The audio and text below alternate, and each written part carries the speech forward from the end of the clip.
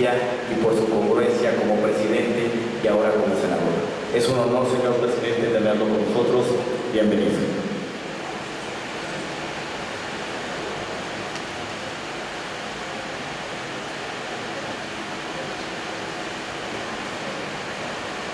Muchas gracias, estimado senador Ernesto Cordero.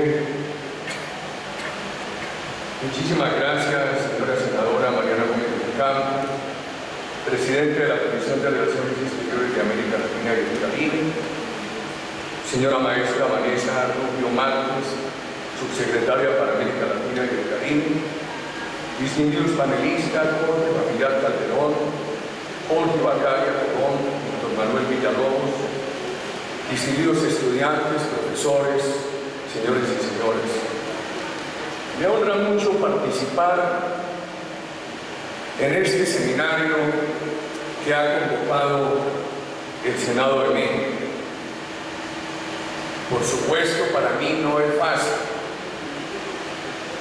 porque los puntos de vista que defiendo son bastante controvertidos, y además, cuando admiro profundamente a la democracia mexicana, el equilibrio entre la buena diplomacia y el carácter, debo confesar que soy bastante negado para la diplomacia. Voy a referirme a posibilidades y retos de América Latina y el Caribe, algunos comentarios sobre el tema de Mercosur, sobre el tema de la Alianza para el Pacífico, sobre Venezuela y sobre mi patria colombiana. Somos, con el Caribe, una región de cerca de 600 millones de habitantes, muy jóvenes, 27 años de edad promedio. Tenemos inmensas riquezas en materia de recursos naturales, nos dan muchas oportunidades. Para el 2030, en relación con el 2010, el mundo debe aumentar la producción de alimentos en un 50%. Nosotros tenemos países vanguardia en la producción de alimentos en el mundo. Para citar solamente dos casos, Brasil y Argentina, que no obstante sus avances, podrían pasar a producir el primero 400 millones de toneladas de granos y el segundo 200. Esto es duplicar sus actuales producciones. El mundo requerirá en el mismo periodo aumentar su oferta de energía en un 40%. Nosotros en la región tenemos el 8% de las reservas de petróleo, el 6% de las reservas de gas, todas las posibilidades en materia de fracking. Tenemos ya grandes desarrollos en energía biológica, todas las posibilidades en la energía solar, en la energía eólica y en la geotérmica. El mundo requerirá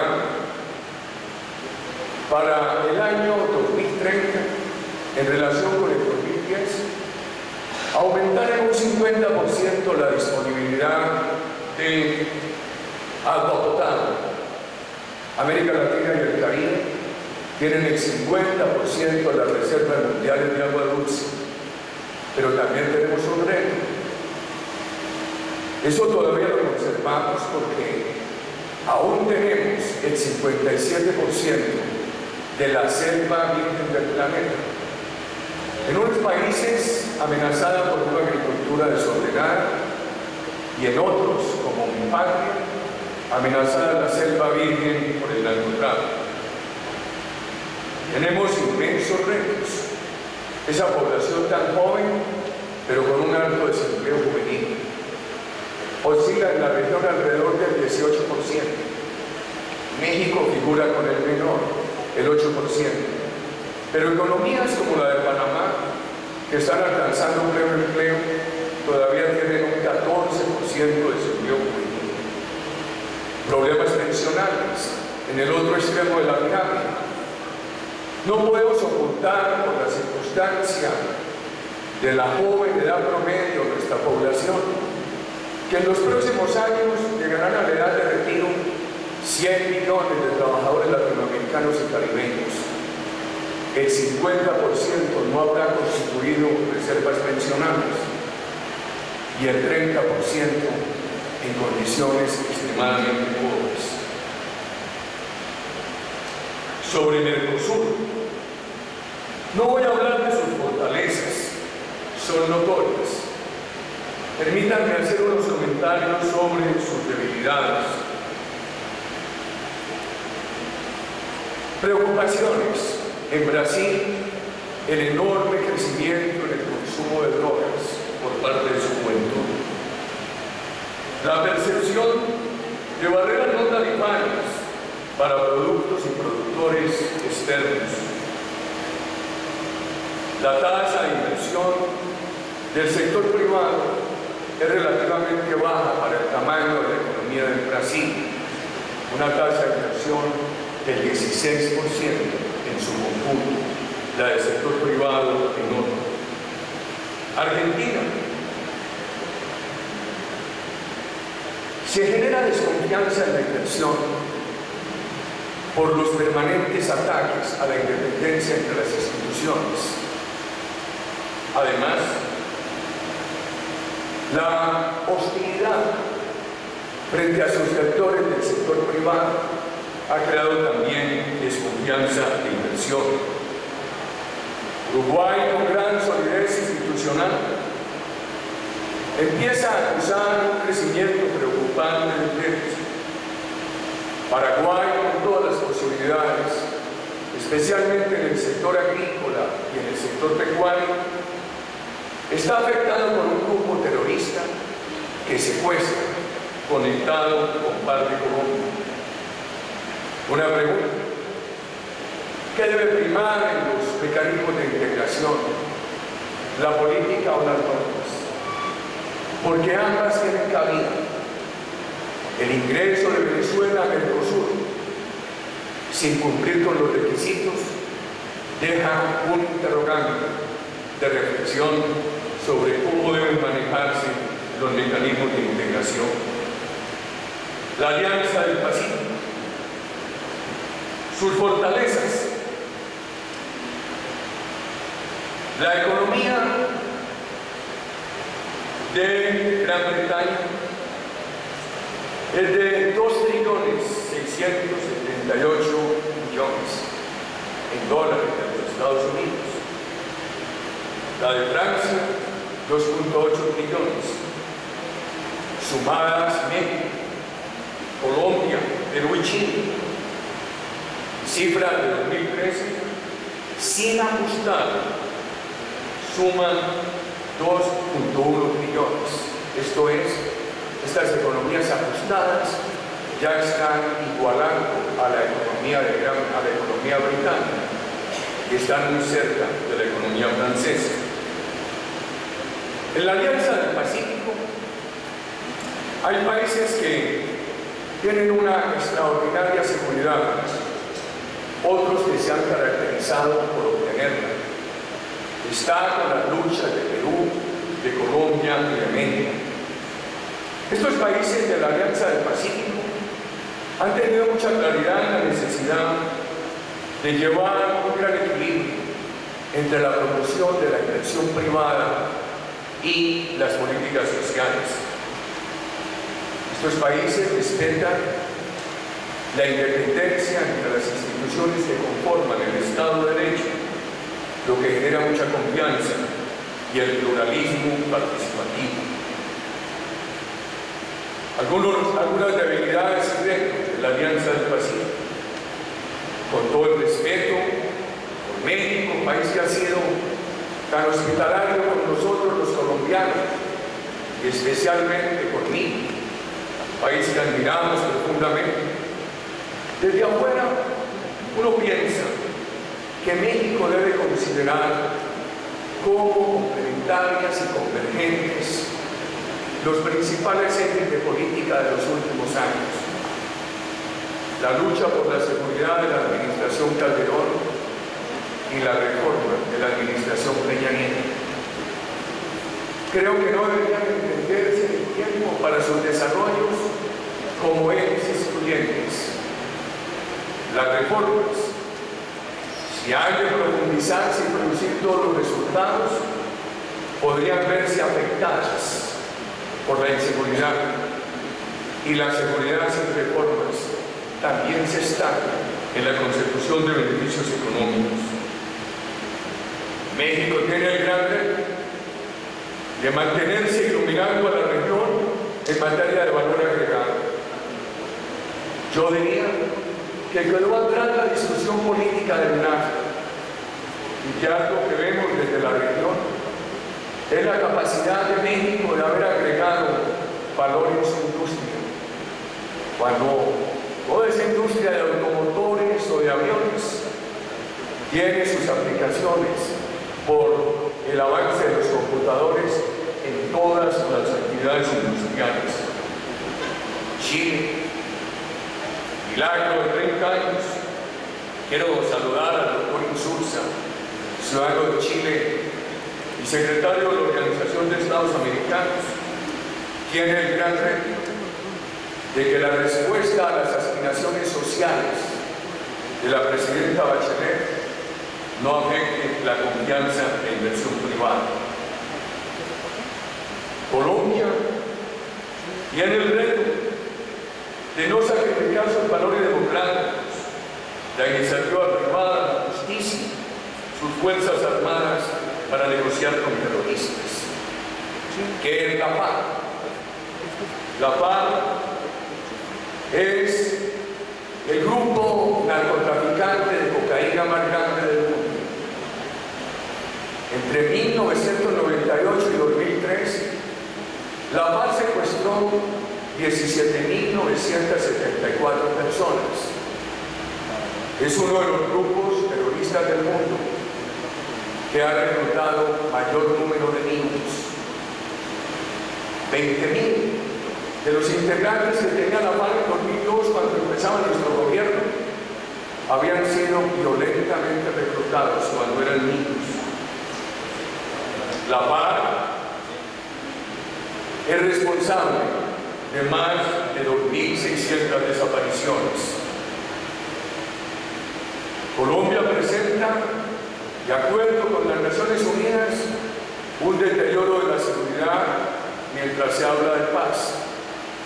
Se han deteriorado 15 indicadores de seguridad, empezando por el tema del ataque a la infraestructura, de los retenes de los grupos terroristas en las carreteras.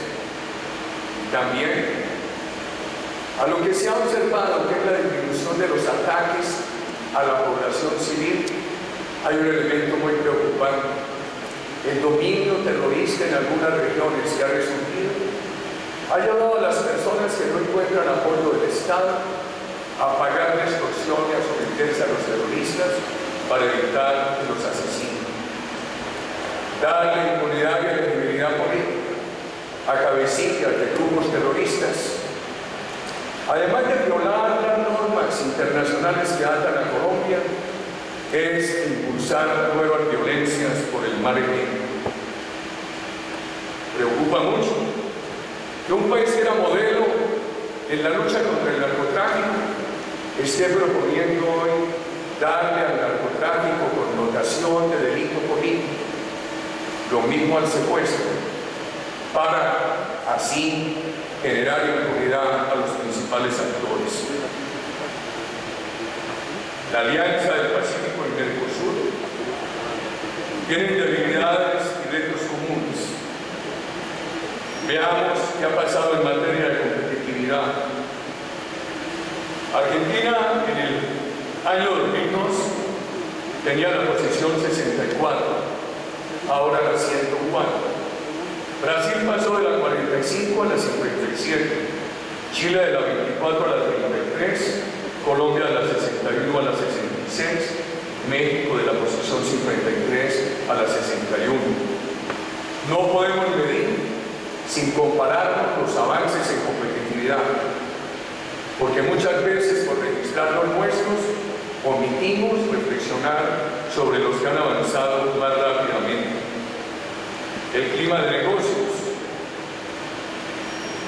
El país que más adelante apareció en el ranking del Banco Mundial el año pasado fue Colombia, en la posición 34, México en la 39, Chile en la 41, Brasil en la 120, preocupante, y Argentina en la 124. Así es muy difícil que la bondad de los mecanismos de integración genere buenos resultados por fuera de los bloques integrados.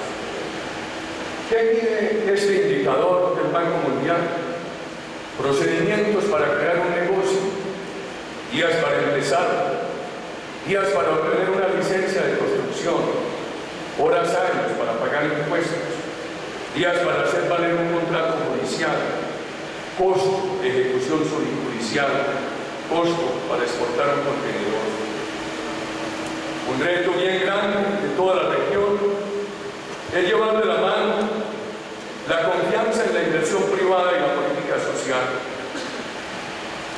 hacerlas mutuamente dependientes.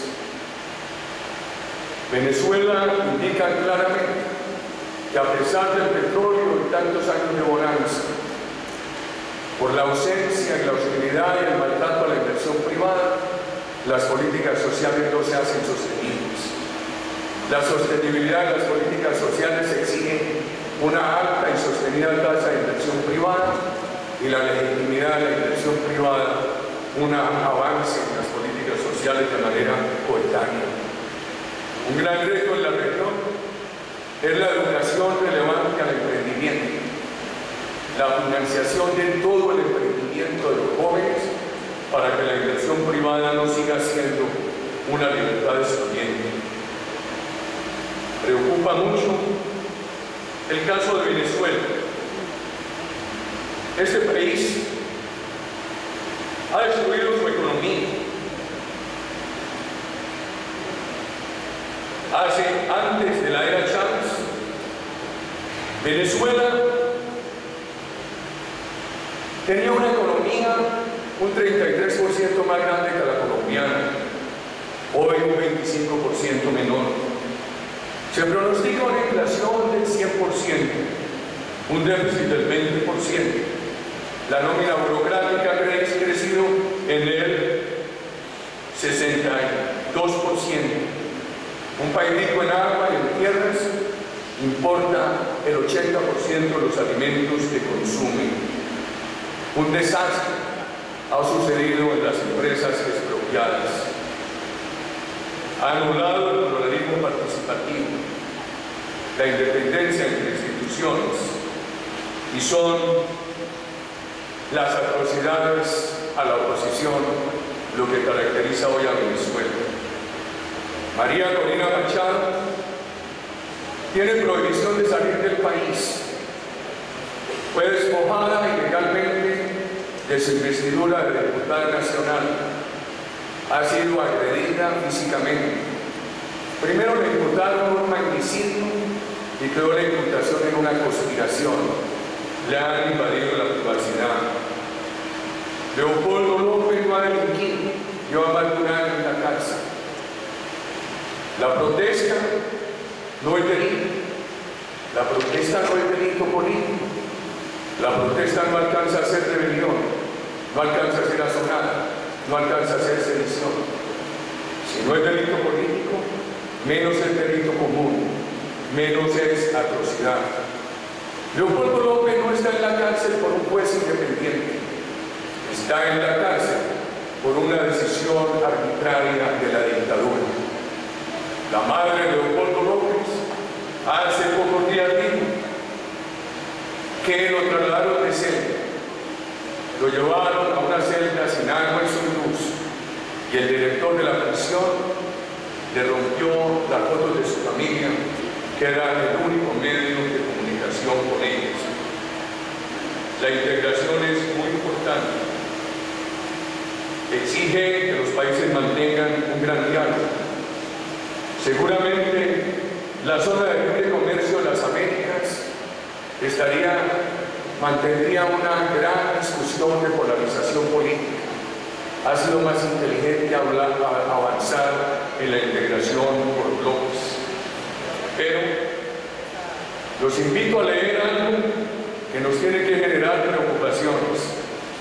El informe de la Fundación Getúlio Vargas de las semanas anteriores sobre la confianza en la región es dramático. 2.000 profesionales participaron en la elaboración de ese informe y muestra un retroceso de todos los países de la región, con excepción de Perú. Muchas gracias.